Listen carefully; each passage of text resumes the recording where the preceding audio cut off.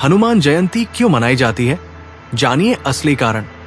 एक सांस लीजिए, एक पल के लिए आंखें बंद कीजिए और मेरे साथ चलिए उस युग में जब धरती पर देवता भी जन्म लेते थे, जब हवाएं बोलती थी, जब पहाड़ रोते थे और जब एक मां की कोख से ऐसा पुत्र जन्मा जिसे न मृत्यु छू सकती थी, न अहंकार और न ही किसी शत्रु की शक्ति।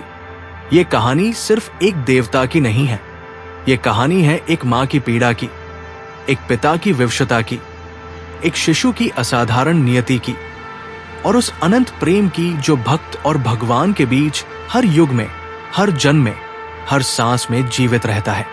ये कहानी है हनुमान जी की।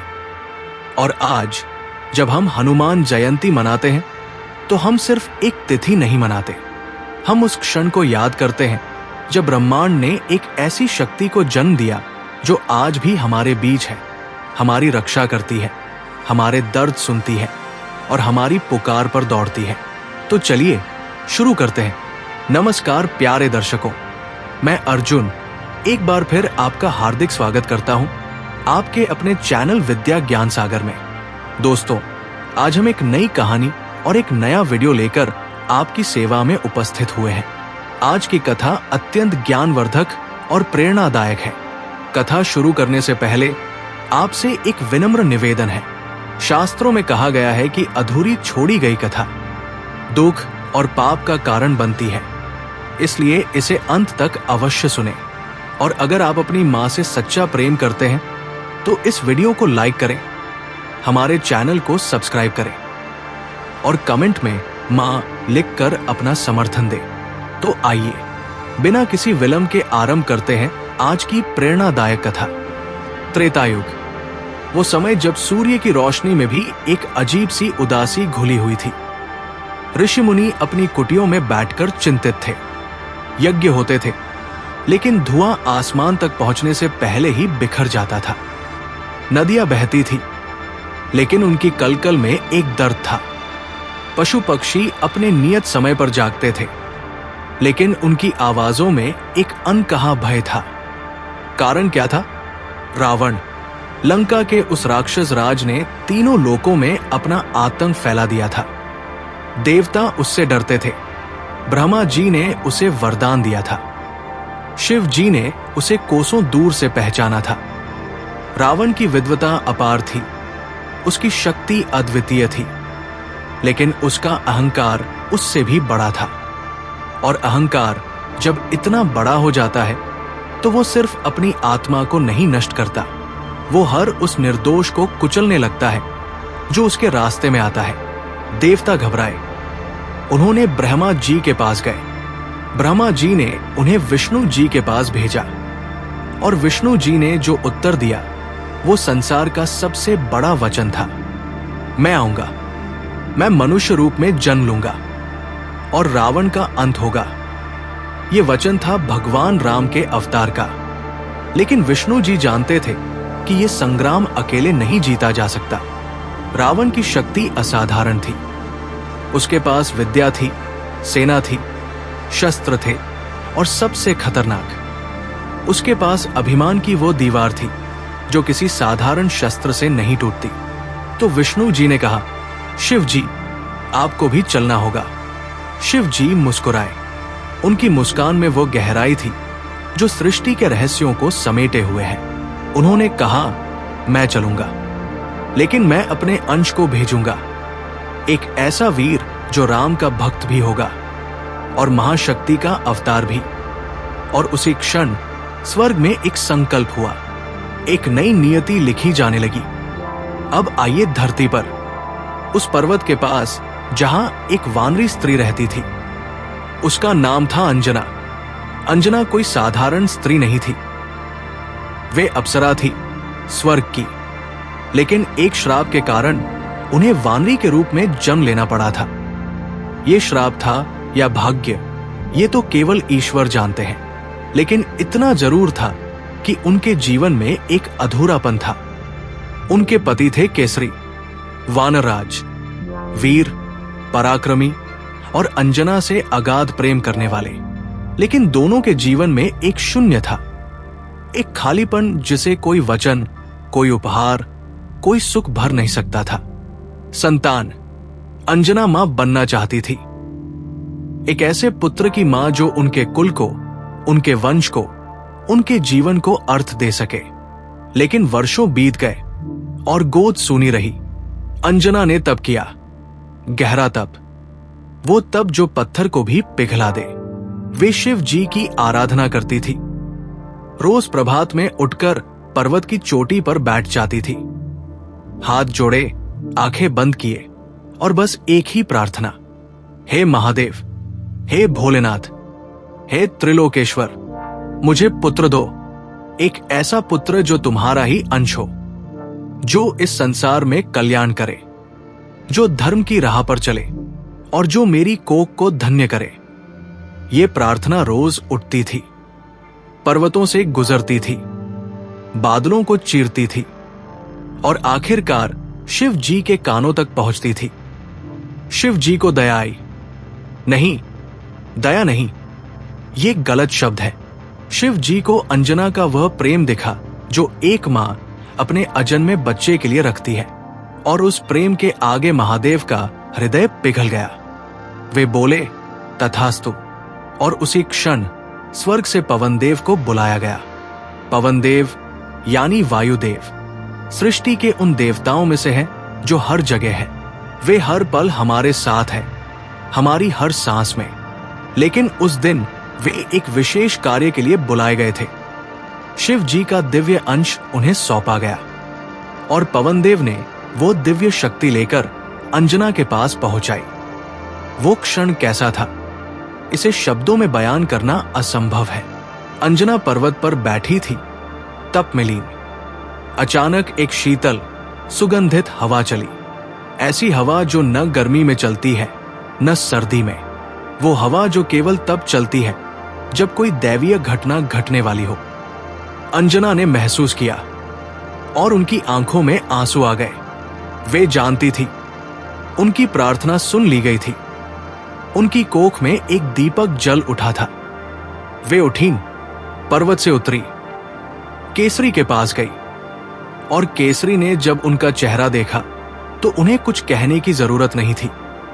केसरी की आंखों में भी आंसू थे, लेकिन वे आंसू दुख के नहीं थे, वे आनंद के आंसू थे। महीने बीते और एक दिन ऋषियों के अनुसार उस तिथि पर जो चैत्र मास की पूर्णिमा थी, एक बच्चे का जन्म हुआ। उस जन्म के साथ क्या हुआ, सुनिए। बच्चा जन्मा और उसके जन्म के साथ ही एक ऐसी घटना हुई जो पहले कभी नहीं हुई थी। आसमान में बिजली चमकी, लेकिन तूफान नहीं था। सूर्यदेव अपनी जगह से थोड़ा आगे झुके, जैसे वे उस बच्चे को देखना चाहते हों। पवनदेव की बयार और तेज हो गई, जैसे वे अपने पुत्र को गले लगाना चाहते हों। जी हां, पुत्र, क्योंकि पवनदेव ने उस दिव्य अंश को अंजना तक पहुंचाया था, इसलिए यह बच्चा पवनदेव का पुत्र भी कहलाया। पवन पुत्र। बच्चे का रंग सोने जैसा था। उसकी आंखें ऐसी थी जैसे किसी दीपक की लौ में पूरा आसमान समा गया हो। उसके हाथ छोटे थे, लेकिन उनमें एक ऐसी शक्ति थी जो अभी से महसूस होती थी। अंजना ने उसे उठाया, छाती से लगाया और उनकी आंखों से आंसू बहने लगे। मेरा पुत्र, मेरा अंजने। बच्चे का नाम रखा गया। पिता केसरी के कारण केसरी नंदन, मां अंजना के कारण अंजने, पवनदेव के कारण पवन पुत्र और शिव जी के अंश के कारण शिवांश। लेकिन दुनिया उन्हें पहचानेगी एक और नाम से, हनुमान। बच्चा जन्मा तो था असाधारण, लेकिन बच्चा तो बच्चा ही होता है ना। जिज्ञासु, चंचल और भूखा। एक दिन बहुत छोटी उम्र में शिशु हनुमान जागे। मां अंजना पास नहीं थी और बच्चे को भूख लगी। उन्होंने आसमान की ओर देखा और उन्हें क्या देखा? सूर्य, लाल, गोल, चमकता हुआ सूर्य। बच्चे की बुद्धि ने समझा ये कोई फल है, लाल, बड़ा और पके हुए फल जैसा। और शिशु हनुमान ने छलांग लगाई, एक ऐसी छलांग जो किसी शिशु ने कभी नहीं लगाई थी। वे आसमान में उड़ गए, ऊपर और ऊपर और ऊपर। पृथ्वी पीछे छूट गई, बादल पीछे छूट गए और वे सूर्यदेव की ओर बढ़ते चले गए। सूर्यदेव घबराए। उन्होंने सोचा ये कोई राक्षस है, लेकिन जब उन्होंने ध्यान से देखा तो वे रुक गए। ये एक बच्चा था, एक मासूम भूखा बच्चा, जिसकी आंखों में कोई भय नहीं था, कोई क्रोध नहीं था, बस एक निर्दोष जिज्ञासा थी। सूर्यदेव मुस्कुराए, लेकिन संकट ये था कि उसी दिन ग्रहण का समय था और इंद्रदेव ने देखा कि एक वानर बालक सूर्य की ओर लपक रहा है। इंद्रदेव को गुस्सा आया। उन्होंने वज्र उठाया और हनुमान जी पर प्रहार किया। वज्र लगा, हनुमान जी घायल हुए और वे धरती पर गिर पड़े। जब यह समाचार पवनदेव को मिला तो उनका हृदय टूट गया। पिता का दर्द, अपने पुत्र का दर्द देखने का दर्द, कोई भी पिता इसे सह नहीं सकता। पवनदेव क्रोधित हुए और उन्होंने वायु रोक ली। पूरी सृष्टि में सोचिए क्या हुआ होगा जब हवा ही न हो, जब सांस लेना बंद हो जाए, जब जीव जंतु, देवता, मनुष्य सब घुटने लगे। ब्रह्मांड में एक हाहाकार मच गया। देवता भागे, ब्रह्मा जी के पास पहुंचे। ब्रह्मा जी स्वयं पवनदेव के पास आए। उन्होंने शिशु हनुमान को जगाया और उन्हें दिव्य आशीर्वाद दिए। लेकिन इंद्रदेव के वज्र से हनुमान जी की ठुड्डी पर जो चोट आई थी उसका निशान रह गया और इसीलिए उनका नाम पड़ा हनुमान।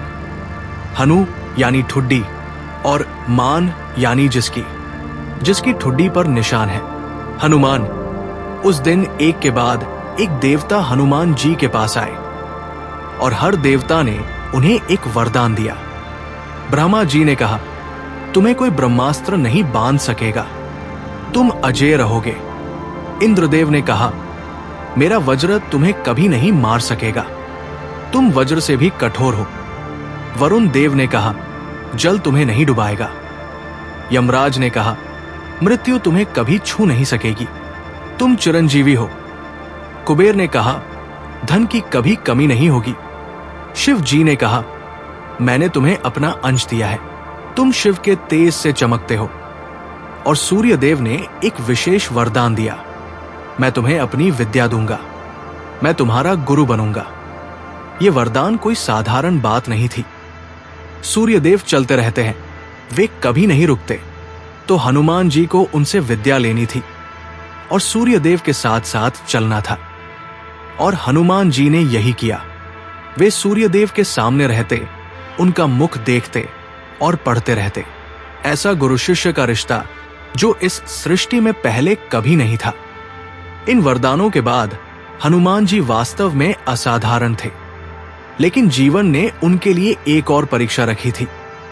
समय बीता, हनुमान जी बड़े हुए। वे किष्किंधा के राज्य में रहने लगे, सुग्रीव के साथ। सुग्रीव जो अपने भाई बाली के अन्याय से पीड़ित थे और पर्वत पर शरण लिए हुए थे। और उधर अयोध्या में एक राजकुमार का जन्म हुआ, राम, मर्यादा पुरुषोत्तम राम, जिनकी आंखों में शांति थी, जिनके चेहरे पर करुणा थी, जिनके हृदय में धर्म था और जिनके कदमों में पूरी सृष्टि का कल्याण था। राम वन में आए, अपनी पत्नी सीता के साथ, भाई लक्ष्मण के साथ, और फिर हुआ वो जो नहीं होना चाहिए था। सीता का हरण। रावण ने छल से सीता मां को चुरा लिया। राम का दर्द। जो लोग राम के भक्त हैं, वे जानते हैं कि उस क्षण राम का दर्द कैसा था। वे भगवान थे, लेकिन उन्होंने मनुष्य के सारे दुख अनुभव किए। सीता की याद में वे रोए, उनकी आंखों से आंसू गिरे।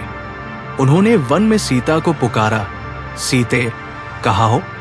सुग्रीव और हनुमान उसी क्षेत्र में थे। उन्होंने दो मनुष्यों को देखा, राम और लक्ष्मण। सुग्रीव ने हनुमान जी से कहा, जाओ देखो ये कौन है। और हनुमान जी गए। जब उन्होंने राम को देखा, सीता की खोज शुरू हुई। हनुमान जी लंका पहुंचे और उन्हें मिली अशोक वाटिका।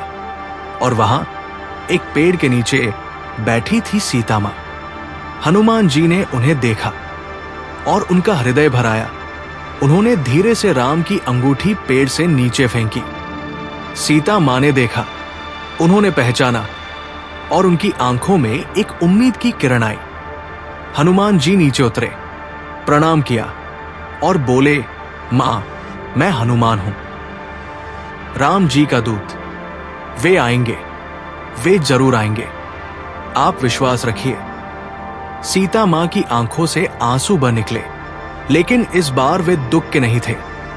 राम जीवित है, वे ठीक है। हाँ मां, वे आएंगे। सीता मां ने हनुमान जी को आशीर्वाद दिया और एक चूड़ामणि दी राम को पहुंचाने के लिए। और फिर हनुमान वापस आए राम के पास। राम अपनी सेना लेकर लंका पहुंचे। युद्ध शुरू हुआ, राम और रावण की सेना के बीच, धर्म और अधर्म के बीच, सच्चाई और अहंकार के बीच। रावण का अंत हुआ। उस राक्षस का जो विद्वान था, शक्तिशाली था, लेकिन जिसके अहंकार ने उसे अंधा कर दिया था। जब रावण गिरा तो तीनों लोगों ने राहत की सांस ली। सीता मां की मुक्ति हुई। राम, सीता और लक्ष्मण अयोध्या वापस आए। और जब अयोध्या में राम का राज्याभिषेक हुआ तो सारी प्रजा खुशी से झूम उठी। उस दिन राम ने सबको उपहार दिए। राम ने हनुमान जी की ओर देखा और हनुमान जी ने राम की ओर। उन दोनों की आंखें मिली और उस दृष्टि में जो भाव था वो किसी उपहार से बड़ा था। राम ने हनुमान जी को गले लगाया और बोले, हनुमान, तुम चिरंजीवी हो। जब तक राम की कथा इस धरती पर सुनाई जाएगी, तुम वहां उपस्थित रहोगे। जहां जहां मेरा नाम लिया जाएगा, वहां तुम होगे। ये मेरा वचन है। ये वचन, ये दिव्य वचन, इसी का अर्थ है कि हनुमान जी आज भी है, अमर है। जब भी कोई सच्चे मन से जय हनुमान कहता है तो वे वहां होते हैं। और अब हम आते हैं उस प्रश्न पर जिससे ये यात्रा शुरू हुई थी। हनुमान जयंती क्यों मनाई जाती है? क्या सिर्फ इसलिए कि उस दिन उनका जन्म हुआ था? नहीं, जन्मदिन तो हर किसी का होता है, हर इंसान, हर प्राणी का। हनुमान जयंती इसलिए मनाई जाती है क्योंकि उस दिन धरती पर एक ऐसी शक्ति ने जन्म लिया जो सिर्फ एक देवता नहीं था, वो एक आदर्श था। एक ऐसा आदर्श जो बताता है कि सच्ची भक्ति क्या होती है, कि अपने आराध्य के लिए सब कुछ न्योछावर करने का क्या अर्थ है, कि शक्ति हो लेकिन विनम्रता न छूटे, कि ज्ञान हो लेकिन अहंकार न आए, कि सेवा हो लेकिन उसमें अपेक्षा न हो। हनुमान जी का जीवन एक संदेश है। जब जब अंधकार आए, जब जब आस टूटे, जब जब अकेलापन घेरे, तो याद करो उस पवन पुत्र को जिसने अकेले समुद्र पार किया, जिसने अकेले पर्वत उठाया, जिसने अकेले लंका जलाई। और उन्होंने ये सब किसी पुरस्कार के लिए नहीं किया, प्रेम के लिए किया। राम के प्रेम में शास्त्रों में लिखा है कि हनुमान जी चिरंजीवी है। वे कलयुग में भी जीवित है। और कलयुग यानी ये युग, ये समय, ये दौर। जब हनुमान जी जीवित है तो वे कहाँ है?